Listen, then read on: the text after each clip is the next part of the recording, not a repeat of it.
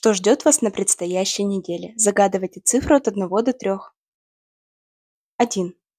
Нельзя сказать, что эта неделя будет простой для вас. Основные столкновения возможны на почве взглядов и убеждений.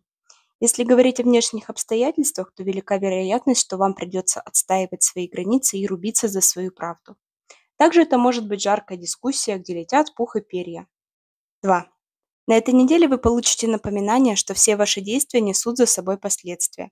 Разумеется, это не только про наказание, но и про приятные бонусы, если для этого ранее была создана почва. Также может возникнуть необходимость решить какие-то формальные или юридические вопросы. 3. На этой неделе вам придется опираться на свои знания. Постарайтесь быть мудрее, не пренебрегайте своим опытом и не бойтесь обратиться к авторитетам. Также это не самая подходящая неделя для спешки и авантюр.